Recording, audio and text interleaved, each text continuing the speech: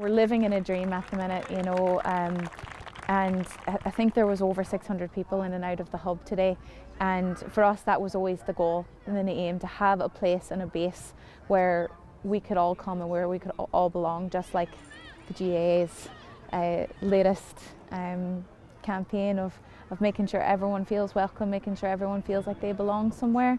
And for us, especially in this community in Clydebank, to be able to give back to the community in that way and make sure all the kids have a place to go, and to see so many of them out there playing and enjoying Gaelic football, making new friends, meeting people from Ireland, from down in England. It's just a great coming together of the GAA community.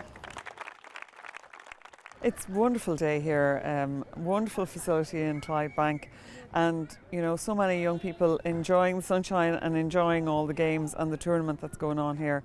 But the facility is an amazing facility for all aspects of community participation, not just Gaelic games, but soccer and rugby and taekwondo and every kind of community aspect that you could think of. They even have allotments lined out for people to do their gardening in.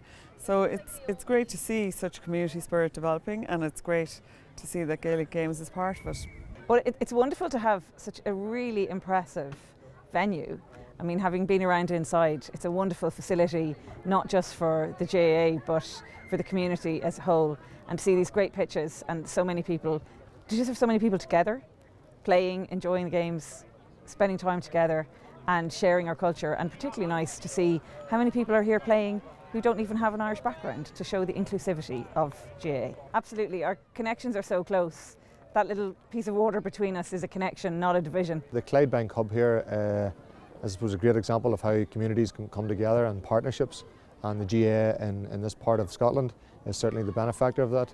As you can see today, there's not just the local GAA clubs, but clubs from across Glasgow and further afield. We've even had a team from Maynooth have travelled from Ireland here to play, and you know, fantastic facilities, and sometimes good facilities can attract young people and families to various sports, and I think in Glasgow that's what they're hoping with this initiative here, and to try and grow and benefit the GAA in general. Speaking to Marie Hickey, you know, she's very keen on making sure that development across not just Ireland but across all the overseas clubs is appropriate, in making sure that we get what we need to make the game grow. You know, ladies football is growing at an impeccable rate, and I think we want to manifest that here as well.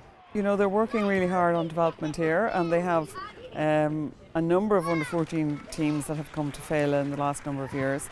They have a group of under-16 girls from all of the clubs developing together as an under-16 Scotland team, and they're all Scottish girls. So, you know, the hope would be that they would keep playing into the future, and that before too long that we'd have a Scotland team with Scottish-born players coming back to play in Ireland for a championship, which would be wonderful to see.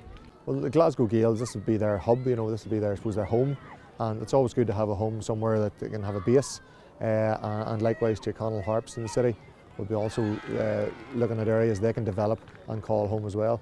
And you know, whether you own the facility or you're in partnership with a council or community group or other sports club, it doesn't matter. As long as you have somewhere to play and somewhere to train, then you can start to work on developing your underage structures, getting more volunteers involved and growing the club, and that just goes from strength to strength.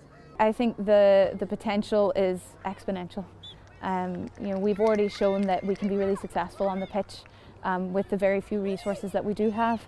So now if we can make sure we get the structures in place for development, we really want to see in the next few years homegrown players coming through to the senior teams.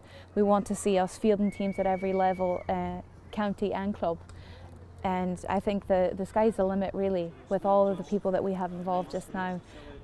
Everybody's bought in, everyone has the same vision, the same goals, the same mission. And when you have a group of people who are that ambitious and want to get something done, you know, the sky's the limit for that.